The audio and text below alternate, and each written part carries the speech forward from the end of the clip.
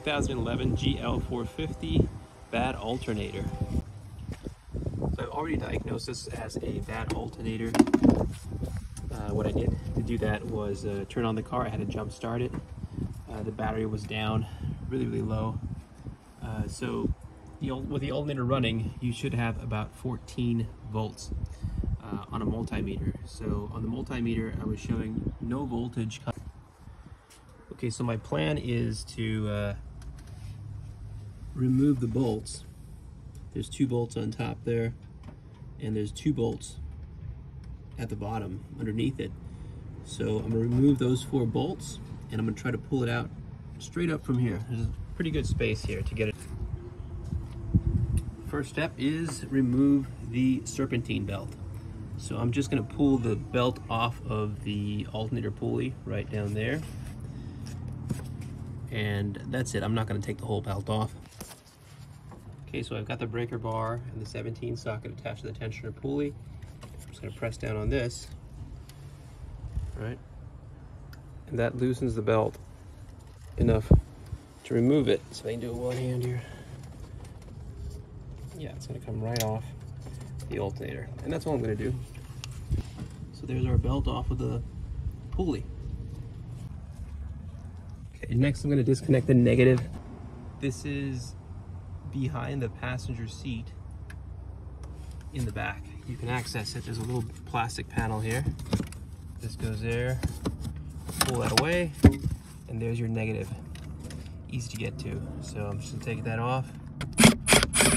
Make sure you take this off, because if it's connected to the battery and the power line hits ground, and it can very easily hit ground down there, any metal surface it hits is gonna blow a fuse. And then you're gonna have to search for that fuse. The car's not gonna start afterwards. A lot more trouble. And just tuck this out of the way. I'm just gonna take this little plastic piece and jam it between the cable. Make sure it doesn't touch the battery. Okay, next I'm just loosening those 2 bolts right there. One of them is attached to the ground, and the other one, it just goes through the bracket. Those 2, plus there's 2 underneath on the other side. I may not be able to get that on camera, but there's 4 bolts total. The other 2 are beneath this. Okay, so I got the last bolt out, and the alternator will fit through this space here, which is good news. You didn't have to take anything else off. It's just got one last electrical connector, and this is just one of those pinch clips. Pinch it and pull it off.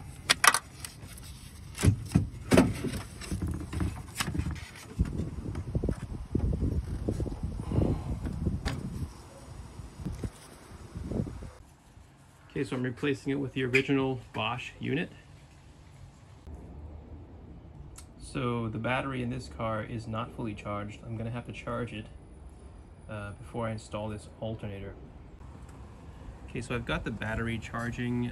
It's at about 10 volts. I've got it on the trickle charger here. It's been about 20 minutes. It went from 6 volts to 10 volts.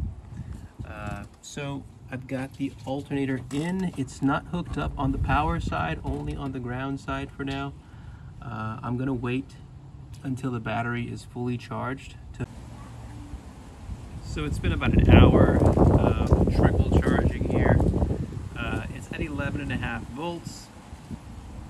I'm gonna go ahead and start her up now. So the new alternator is hooked up, and I turn the car on, and I've got 14.2 volts. And that's exactly where we want to be. So everything looks good.